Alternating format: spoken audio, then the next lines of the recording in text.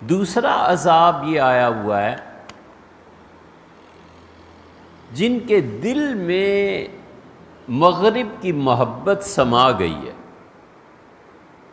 امریکہ، Australia, برطانیہ، یہ سارے ان کے محبوب ہیں.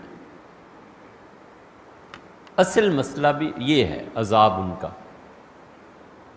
اس لیے کبھی وہ کہتے ہیں کہ مغرب کو مجھ سے زیادہ کوئی نہیں جانتا. آپ جان سکتے ہیں صاحب اس سے کہ آپ مغرب کی محبت میں ڈوبے ہوئے ہیں. کبھی کوئی کہتا ہے کہ اسلام دیکھنا ہو تو مغرب میں چلے جاؤ، اور ذرا خیال نہیں آتا کہ اللہ پہ توحید کوئی چیز نہیں ہے، رسالت کو ماننا کوئی چیز نہیں ہے، تقدیر کو ماننا کوئی چیز نہیں ہے، آخرت کے دن اللہ کے سامنے جواب دینا یہ کوئی ویلیو نہیں رکھتا. یہ مغرب میں ہے احساس. وہ اللہ تعالیٰ کی ذات و صفات کو مانتے ہیں. ان کا بھی عقیدہ یہی ہے کہ خدا کو جا کے جواب دینا ہے، یا یہ عقیدہ ہے کہ ایک مقدس ہستی کو چڑھا دیا تھا سولی، سب کے گناہوں کا کفارہ ہو گیا. اس لیے کہ اس کی محبت مغرب کی دل میں، جیسے بنی اسرائیل کے متعلق اللہ نے کہا نا، کمال کا لفظ استعمال فرمایا باری تعالیٰ نے، اور کیوں نہ کرتا، وہ حاکم ہے، مالک ہے، سب چیزیں اسی کی ہیں. وہ اشربوا فی قلوبہم العجل، اللہ نے کہا بچڑے کی محبت ان کے دل میں گھول کے پلا دی گئی تھی، ڈال دی گئی تھی.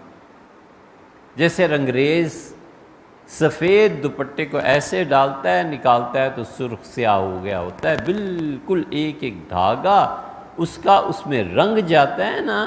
اسی طرح یاد رکھو، کبھی کبھی کوئی شخصیت آدمی کے حواس پہ اتنی چھا جاتی ہے کہ وہ گفتگو بھی ویسے ہی کرتا ہے، باتیں بھی، اٹھنا بیٹھنا بھی، ہر چیز اس کے سانچے میں ڈھل جاتی ہے. کبھی فرد پہ ہوتا ہے اور کبھی قوم پہ ہوتا ہے. اس وقت پورا اسلام کا ایک نمائندہ گروہ وہ ڈوبے ہوئے ہیں امریکہ کی محبت میں، آسٹریلیا کی محبت میں، انگریزوں کی محبت میں، فرانس اور جرمنی کی محبت میں. تو بات کیا کرتے ہیں؟ وہ کہتے ہیں اسلام دیکھنا ہو تو مغرب میں جا کے دیکھو. اچھا صاحب، مغرب میں چلے گئے اور بات جب یہ کی کہ رسالت کے بغیر کام نہیں چلتا، تو وہ کہتا ہے عقل کے بغیر کام نہیں چلتا. تم کس رسول کی بات کرتے ہو اور کون سی رسالت؟ ان چیزوں کی کوئی ویلیو نہیں ہے. کسی گورے سے جا کے کہو کہ قرآن اللہ کے ہو، کہتا ہے یار کس چکر میں پڑے ہوئے ہو، آرام سے زندگی گزارو. قرآن کریم کسی آدمی کی زندگی سے نکل جائے اور وہ سچ بھی بولتا ہو، وہ پیسے بھی بر وقت ادا کرتا ہو، وہ اور بہت سی ہزاروں خوبیاں اس میں ہوں، لیکن پھر بھی اگر وہ قرآن کریم کا، حضرت رسالت پناہ صلی اللہ علیہ وسلم کو نہیں مانتا، نہیں جانتا، حقارت کی نظر سے دیکھتا ہے، وہ اس قابل ہے کہ اس آدمی کے ساتھ اس آدمی کی پیروی کی جائے.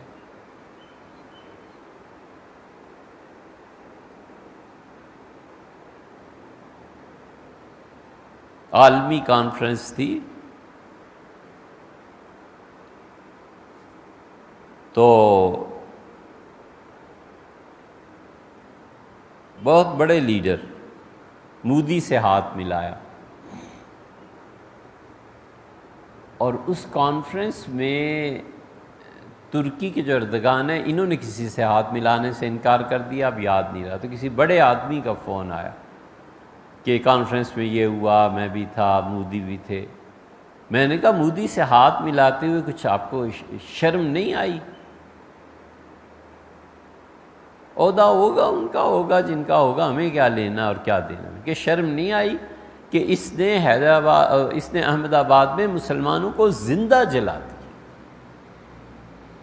تباہ و برباد کر دیا اس شخص نے. یہ خیال نہیں آیا کہ میں کس سے ہاتھ ملا رہا ہوں؟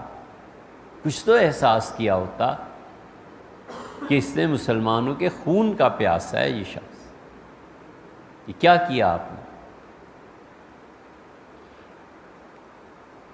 تو اس لیے یہ قیادتیں ایسی، مغرب کی محبت ان کے دل میں ہے۔ اب اعلان اس لیے نہیں کرتے کہ عشق تو ہے لیکن عاشق کہلوانا نہیں چاہتے۔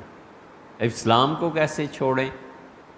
آخر دین کا بھی ہے احساس۔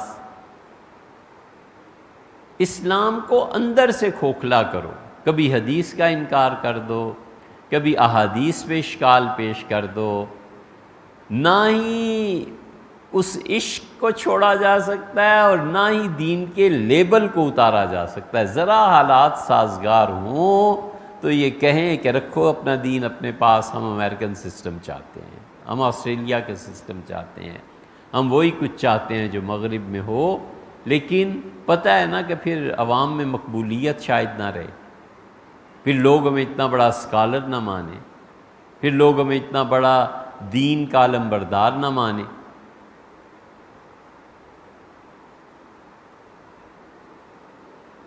کبھی وہ تسخیر کائنات کے موضوع پہ گفتگو کرتے ہیں کہ دیکھو جی کیا کر لیا تم، نماز روزے میں ہی رہے اور اگلے چاند تک پہنچے۔ لا حول ولا قوت الا باللہ۔ اللہ کے سامنے قبول ہونے والا ایک سجدہ جو ویلیو رکھتا ہے، اس جیسی ہزار کائناتیں اور لوگ تسخیر کر لیں پرے کاہ کے برابر۔ یہ نماز چھوٹی چیز ہے، یہ اللہ کے سامنے جھکنا تھوڑی عبادت۔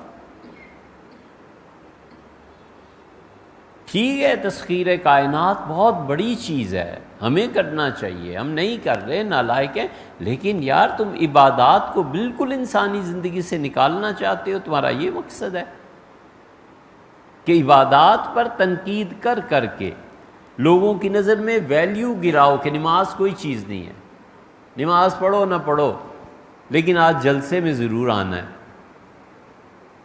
روزہ رکھو یا نہ رکھو لیکن تم نے یہ کام ضرور کرنے۔ یعنی عبادات کا جو پہلو ہے اسے بالکل نکال دو زندگی سے، اور معاملات کے پہلو کو دیکھو اور اسے ٹھیک کرو۔ یہ کون سا سودا اچھا ہے؟ کیوں نہیں کہتے کہ عبادت بھی اور یہ بھی، ہر چیز اپنی جگہ۔ اور سب سے بڑا بت، یہ ہم نے کئی جگہ پہ کہا ہے کہ اگر حضور اقدس صلی اللہ علیہ وسلم پہ نبوت ختم نہ ہو جاتی تو اب کوئی نبی اگر آتا تو سب سے پہلا بت وہ جو توڑتا یہ انسانیت کی خدمت ہے۔ یہ اتنی مصیبت اور عذاب آیا ہوا ہے کہ انسانوں کی خدمت کرو، انسانیت کو ترجیح حاصل ہے، ان کے لیے چندے جمع کرو، انسانوں کے لیے ٹرسٹ بناؤ، فلانوں کا علاج کرو، اور یہ دین ہمیں سکھاتا ہے کہ انسانوں کے لیے کیمپس لگاؤ، کھانا کھلاؤ۔ اس سے کس کو انکار ہے؟ مگر وہ کون سا اسلام ہے جو ہمیں نہیں آیا اور تمہیں آ گیا ہے کہ ساری ساری رات کھڑے رہو انسانیت کے نام پہ، ڈالرز لو، پاؤنڈز لو، ملک سے روپیہ اکٹھا کرو، لوگوں کو افطار کراؤ اور تراویح غائب۔ کیوں؟ وجہ یہ انسانیت کا بت، کوئی نبی ہوتا تو اسے توڑ کے پاش پاش کر دیتا۔ انسانیت کے نام پہ یہ تمہارا لیڈر ہے، انسانیت کے نام پہ یہ ہو رہا ہے، انسانیت کے نام پہ ولیعذ باللہ ناچ اور گانے کرائے جا رہے ہیں کہ اس سے جو پیسہ حاصل ہوگا وہ ریاست مدینہ بنانے کے لیے استعمال ہوگا۔ بنا لو مدینہ کی ریاست۔ یہی ہوتا رہا نا، اب بھی یہی ہوتا ہے۔ فلاں ڈانسر آیا، ہم نے کہا خدا کا واسطہ ہے اس کو چھوڑیں، یہ حرام کا پیسہ ہے، اس حرام کے پیسے کی نحوستیں کچھ نہیں کرنے دیتی۔